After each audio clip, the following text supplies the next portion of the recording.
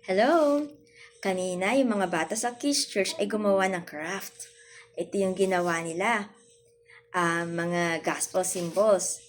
Subukan natin, no? Na gamitin ito sa pag-share ng message of salvation. Siyempre, ang primary tool natin dyan ay ang paggamit ng Bible. Ang gagamitin ko ay yung Pinoy version. Try natin. Kunwari, kayo yung mga bata o ikaw yung bata, ako muna yung magtuturo. Hello! Ako nga pala si Ate RG at ako ay nagtuturo sa mga bata. Okay lang ba kung mag-story time tayo ngayon? Anong pangalan mo? Nice, ang ganda naman ng pangalan mo. Tingnan natin itong mga symbols na hawak ko. Ano sa tingin mo ito? Tama ka, ito'y corona. Kulay yellow o gold. Ito ang magpapaalala sa iyo tungkol sa Diyos. Sabihin mo nga, Diyos. Ang Diyos ay nakatira sa langit.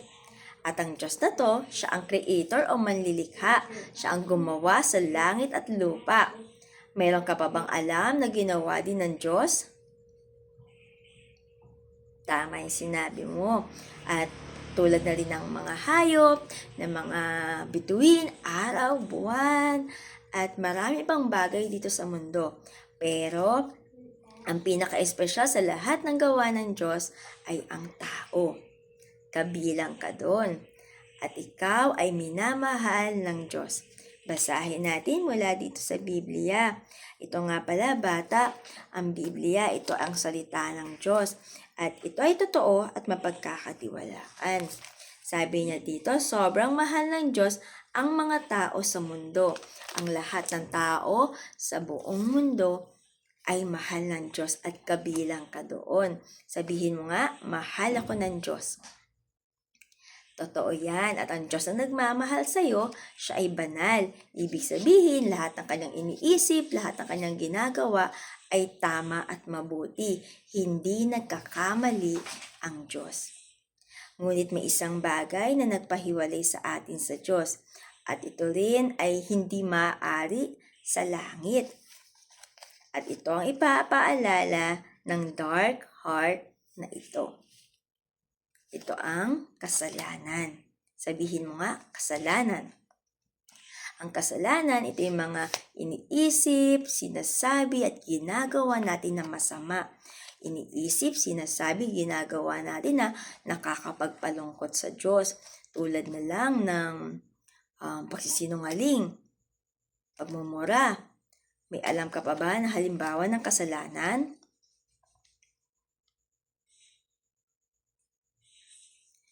At tama no na may mga ganun nga na ginagawa ang isang tao, pero iyon ay hindi maganda at ito ay nakakapagpalungkot sa Diyos. Ang kasalanan ay mayroong parusa. Ang parusa nito ay kamatayan na. Ang ibig sabihin ng kamatayan na to ay habang panahon na hiwalay sa Diyos. Ibig sabihin dahil sa kasalanan, ang tao ay magiging forever na hiwalay sa Diyos. Sabi pa sa Roma 3:23, basahin natin. Nagkasala ang lahat at walang nakaabot sa kaluwalhatian ng Diyos. Ang lahat ng tao pala ay may kasalanan. Tayo ay may pinanganak na may kasalanan. Nakakalungkot, no? Dahil sa kasalanan, tayo ay hiwalay sa Diyos. Pero dahil sobrang mahal ka ng Diyos, siya ay gumawa ng paraan para hindi ka na maparusahan dahil sa kasalanan. Ang pulang puso na to ang magpapaalala sa atin tungkol kay Jesus. Sabihin mo nga, Jesus. Si Jesus ang perfect Son of God. He's a perfect God and perfect man. Si Jesus ay Diyos na nagkatawang tao para iligtas tayo sa parusa ng ating mga kasalanan. Yes, siya ay naging tao. Ibig sabihin, pinanganak din siya. Katulad mo, lumaki din siya. Pinakilala niya ang kanyang sarili bilang Diyos. Ngunit may mga tao na ayaw maniwala na siya ay Diyos. Para sa kanila, tao lang siya. At sila ang mga tao na sumigaw na, ipako siya sa krus. Nakakalungkot, no? Si Jesus ay pinarusahan kahit wala siyang kasalanan. Siya ay binugbog, nilagyan ng koronang tinik, at pinako sa krus. Doon sa krus ay bitbit niya, dala-dala niya ang kasalanan nating lahat. At ano kaya yung lumabas sa katawan niya nung siya'y nasugatan? Tama, dugo. At iyon ang nagpapakita na binigay niya ang buhay niya para iligtas tayo. Sabi nga ng unang Korinto 15:3-4 na si Jesus ay namatay, inilibing, ngunit sa ikatlong araw, siya ay muling nabuhay. Yes, na muli siyang nabuhay. Pinatunayan niya na siya ay Diyos. Anong nararamdaman mo, bata, sa ginawa ni Jesus para sa'yo? Maaaring nalulungkot ka kasi kailangan niyang maparusahan kahit wala siyang kasalanan. Tayo ang may kasalanan. Pero sa kabilang banda, may saya dahil may Diyos na nagligtas sa atin para hindi na tayo maparusahan sa ating kasalanan. Maaari ba natin palagpakan si Jesus para dyan? Salamat, Jesus. Salamat po, Panginoong Jesus. Niligtas mo ako. Totoo, bata. Dahil sa ginawa ni Jesus para sa iyo, maaari ka nang mapatawad sa iyong kasalanan. Dahil sinabi din ng Hebreo 9:22 o Hebreo 9:22, halos lahat ng bagay ay nalilinis gamit ang dugo. Nalinis tayo. Maaari na tayong mapatawad sa ating kasalanan sa pamamagitan ng dugo na binigay ni Jesus o sa pamamagitan ng ginawa ni Jesus sa krus. Ano na makikita mo dito? Yan, clean heart, di ba? Sabi sa 1:12, pero ang lahat ng tumanggap at naniwala sa Kanya, naniwala kay Jesus, ay binigyan niya ng karapatan na maging mga anak ng Diyos. Bata, kung maniniwala ka sa ginawa ni Jesus para sa iyo, niligtas ka niya sa parusa ng iyong mga kasalanan dahil sa sobrang pagmamahal niya sa iyo, tinuturing ka na ng Diyos na anak niya. Kung nagtatanggapin mo siya bilang iyong Diyos at tagapagligtas at magtitiwala ka kay Jesus, tinuturing ka na ng Diyos na anak niya, na ibig sabihin, ikaw ay mapapabilang na sa pamilya ng Diyos. Handa ka ba na tanggapin din si Jesus sa buhay mo? Maniwala sa Kanya bilang iyong Diyos at tagapagligtas? Let's have a review. Ito nga ay magpapaalala sa atin ng tungkol sa Diyos. Siya ang ating Creator, nagmamahal sa iyo, nagmamahal sa atin, at siya ay banal o holy, perfect God. Ngunit ano yung nagpahiwalay sa atin sa Diyos? Tama, ang kasalanan. Ang kasalanan ay may parusa. Ano ang parusa nito? Tama, forever separation o habang panahon hiwalay sa Diyos. At nais ba ng Diyos na ito yung mangyari sa atin na maparusa at mapahiwalay sa Kanya? Hindi. Kaya ano naging solusyon? Tama, si Jesus. Si Jesus, ang perfect Son of God. At anong ginawa niya para iligtas tayo mula sa kasalanan? Tama, binigay niya ang kanyang buhay. Diba? Siya ang umako sa ating kasalanan. Siya'y namatay sa cross, inilibing, sa ikatlong araw ay muling nabuhay. Siya ay umakyat muli sa langit at pangako nga pala niya na siya'y muling babalik. Okay? At dahil sa ginawa ni Jesus, maaari na ba tayong mapatawad sa ating kasalanan? Yes, sa pamamagitan ng pagtitiwala kay Jesus at pagtanggap sa Kanya, di ba? At kapag ikaw ay nagtiwala kay Jesus, mapapabilang ka na ba sa pamilya ng Diyos? Ano nang tawag sa'yo? Tama, anak ng Diyos. Kung handa ka na, mananalangin tayo. Ipikit mo ang mata mo at kausapin mo siya galing sa iyong puso o mula sa iyong puso. Sabihin mo sa Kanya, Panginoon, nagtitiwala ako sa iyong anak na si Jesus.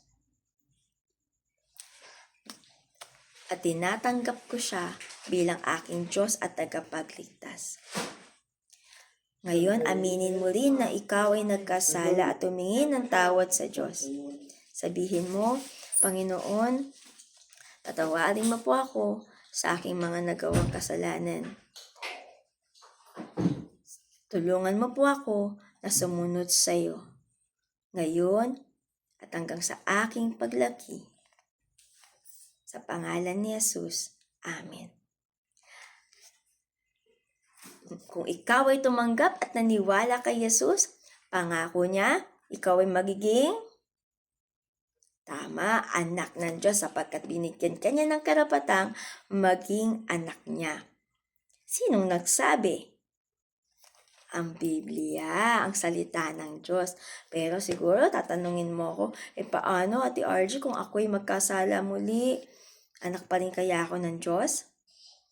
Ito ang assurance. Kung totoong tinanggap mo si Jesus, totoong nagtiwala ka sa Kanya bilang iyong Diyos at tagapagligtas, totoong anak ka niya.